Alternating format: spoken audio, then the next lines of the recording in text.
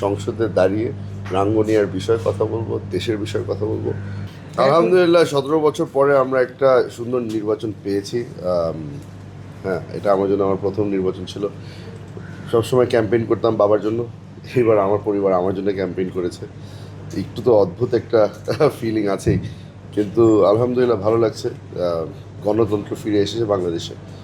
মাদকমুক্ত রাঙ্গুনিয়া করার জন্য আমার প্রথম উদ্যোগ হবে। তো আশা করছি যে আপনারা সহযোগিতা করবেন। মিডিয়া ভাইরা যারা আছেন, আপনাদের একটা বড় রোল প্লে করতে হয়। সঠিক তথ্য আমাদের কাছে পৌঁছানোটা কিন্তু আপনাদের একটা বড় দায়িত্ব। আশা করি আপনারা সহযোগিতা করবেন। এই কাজটা দিয়ে শুরু করতে চাই রাঙ্গুনিয়ার। বেশ কয়েকটা ফ্যাক্টর আছে এখানে। এক হচ্ছে গিয়ে আমার রাঙ্গুনিয়ার মধ্যে আমার একটা পারিবারিক সম্পর্ক আছে। তো সেই পারিবারিক সম্পর্ক দীর্ঘদিন আমার বাবা ওখানে কাজ করে এসছে। তো সেই কারণে একটা ভালোবাসা তো সবসময় থাকে। তার সাথে সাথে আপনার নারীদের বিষয়ে জিজ্ঞেস করলেন।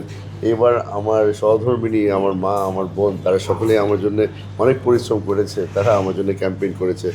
আমাদের রাজনীতির মধ্যে একটা জিনিস অনেকদিন ধরে মিসিং ছিল, সেটা হচ্ছে গিয়ে ভোটারদের সাথে একটা কানেকশন। বিগত আমলে যারা ক্ষমতায় ছিল তারা কোনো সময় ভোটারদের সাথে কানেক্ট করতে চেষ্টা করেনি। এবার আমরা যেটা করতে চেষ্টা করেছি, জয় হার ওটা বড় বিষয় ছিল না, ভোটারদের সাথে সম্পর্কটা বাড়ানো বড় বিষয় ছিল। তো সেই কারণে মনে হয় যে তারা সাড়া দিয়েছে। সেই কারণেই সকলেই ভোট দেওয়ার জন্য আগ্রহী ছিল এবং ভোট দিয়েছে তারা। সম্ভব অবশ্যই হবে। আপনারা বাকি অন্যান্য দলের ব্যাপারে আমি বলতে পারবো না, কিন্তু আমি যে ইশতেহারটা দিয়েছি সেটা একটা বেশ শর্ট ইশতেহার ছিল। যেগুলি করতে পারবো সেগুলি ওয়াদা করেছি, যেগুলি আমার পক্ষে সম্ভব হবে না সেই ওয়াদাগুলি আমি করিনি। চেষ্টা সব কিছুর জন্যই থাকবে, কিন্তু সফলতা আমি বিশ্বাস করি 100% হব।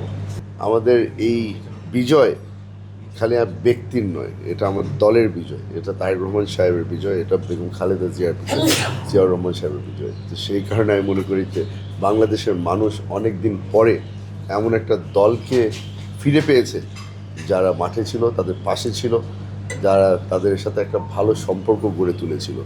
সেই কারণেই আমরা 16টার মধ্যে 14 বললেন, দুটো মিস হয়ে গেছে। চেষ্টা করবো বাবার মতো হওয়ার। বয়স অনেক হয়ে গেছে, কিন্তু এখনও চেষ্টা করছি যে ছোটোবেলায় বলে না যে বড় হলে বাবার মতো হবে, চেষ্টা করবো বাবার মতো হতে।